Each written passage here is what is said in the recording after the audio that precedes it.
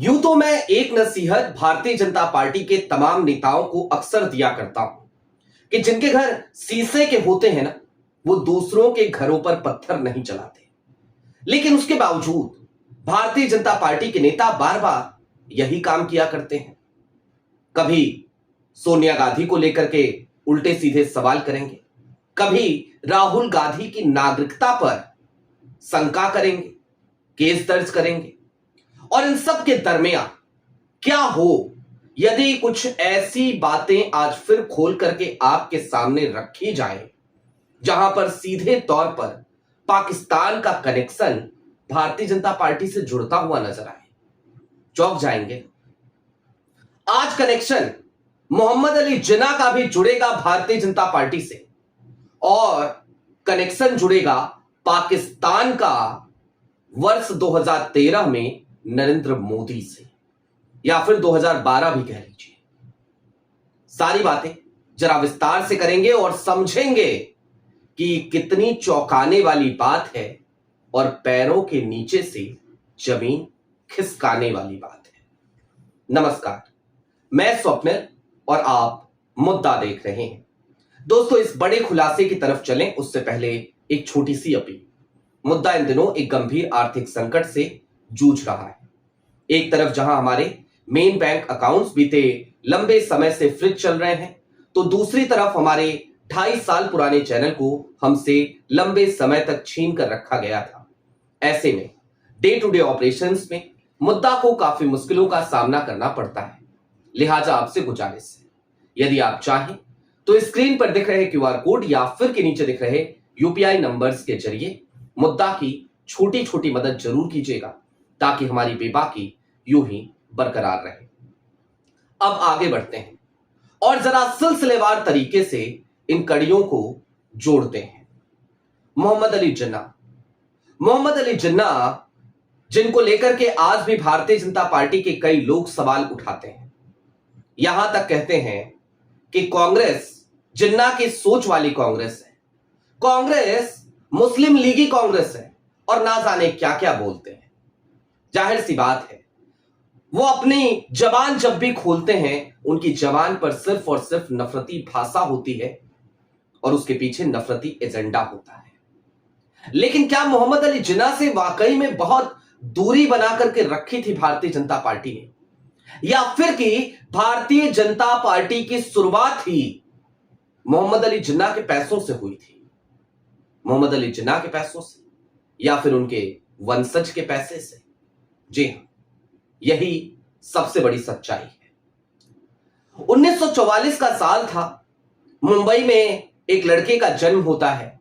उस लड़के का नाम रखा जाता है नुस्ली वाडिया। ये नुस्ली वाडिया कोई और नहीं बल्कि मोहम्मद अली जिन्ना की बेटी डीना वाडिया, या फिर कि डीना जिन्ना उनका बेटा था। मोहम्मद अली जिन्ना की बेटी डीना ने दरअसल यहां एक पारसी व्यापारी से शादी करी थी, नेविल वाडिया से, और नेविल वाडिया के ही जो बेटे थे उनका नाम है नुस्ली वाडिया। बॉम्बे डाइन का आपने नाम सुना होगा, ब्रिटानिया बिस्किट का आपने नाम सुना होगा। नेविल वाडिया इन तमाम कंपनियों के चेयरपर्सन है।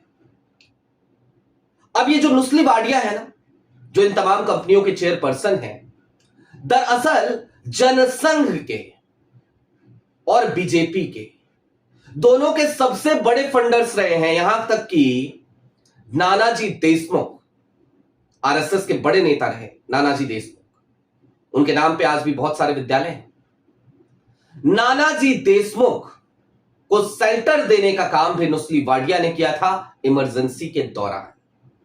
यानी कि एक तरफ सोनिया गांधी राजीव गांधी से विवाह करके भारत आ जाती हैं, यहां भारतीयता को पूरी तरीके से अपना लेती हैं, उसके बावजूद आज तक सोनिया गांधी के ऊपर प्रश्न चिन्ह, राहुल गांधी के ऊपर प्रश्न चिन्ह खड़ा करते हैं ये भारतीय जनता पार्टी के लोग। लेकिन जरा सोचिए इनका इतिहास कैसा है।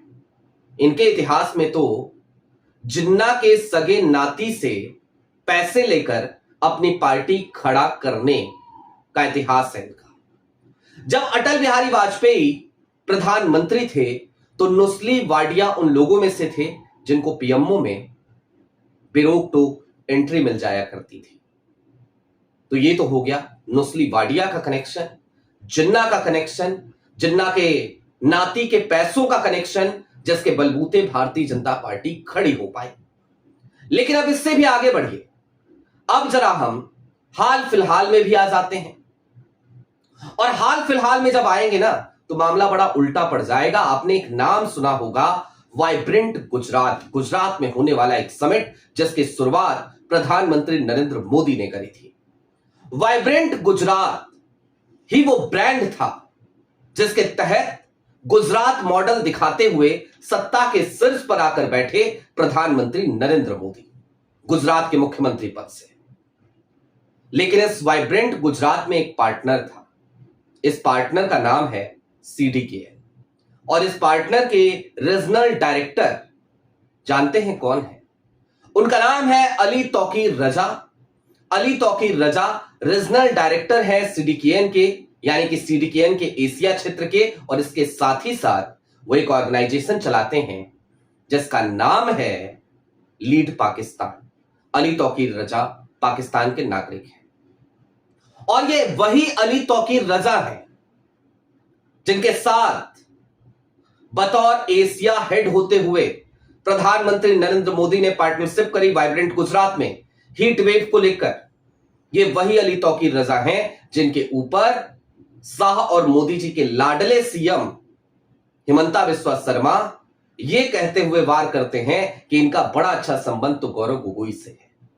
अरे साहब, गौरव गोगोई का संबंध तो पता नहीं, लेकिन अली तौकीर रजा से सीधा संबंध तो मोदी जी का निकलता है, वाइब्रेंट गुजरात का निकलता है।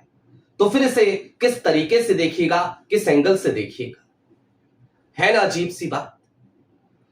अब भूल जाइए एसीवाईपीएल और मोदी जी के कनेक्शन को, भूल जाइए अमेरिका और मोदी जी के कनेक्शन को, भूल जाइए सेवा इंटरनेशनल और अमेरिका के कनेक्शन को, या फिर भूल जाइए हिंदू स्वयं सेवक संघ, राष्ट्रीय स्वयंसेवक संघ और अमेरिका के कनेक्शन को और फंडिंग। उन तमाम चीजों से कहीं ज्यादा क्या ये दो सूचनाएं हमें परेशान नहीं करती? जाहिर सी बात है करते हैं। नुस्ली वाडिया के प्रकरण को अगर एक बार को हम भूल भी जाएं और ये मान लें कि चलो कोई बात नहीं, नुस्ली वाडिया तो नुस्ली वाडिया थे, क्या फर्क पड़ता है, भारत के नागरिक थे, उनकी मां ही तो पाकिस्तान के फाउंडर की बेटी थी, एक बार को भूल जाएंगे। लेकिन भूले कैसे जब आप बार बार सवाल राहुल गांधी की नागरिकता पे उठाओगे, सोनिया गांधी की नागरिकता पे उठाओगे। और इसीलिए मैंने शुरुआत में उस कहावत का जिक्र किया था, जिनके घर शीशे के होते हैं वो दूसरों के घरों पर पत्थर नहीं चलाया करते। राहुल गांधी अपनी पढ़ाई लिखाई विदेश में रहकर उन्होंने पूरी करी।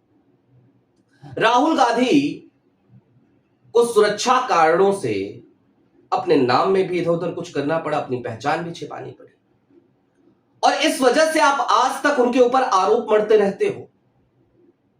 आज राहुल गांधी कहीं बाहर जाते हैं, अभी बीच में वो गए थे, तो भारतीय जनता पार्टी के लोगों की छाती में दर्द होने लगता है।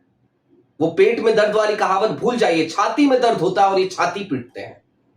अब पता नहीं इनकी छाती 56 इंच की है कि कितने की है, जितने की भी हो, लेकिन तमाम भारतीय जनता पार्टी के लोग अपनी छाती पीटते हैं, पीट रहे थे इस बार भी, और कह रहे थे राहुल गांधी कहां गए बताओ। अमित मालवीय ने तो लंबा चौड़ा ट्वीट किया।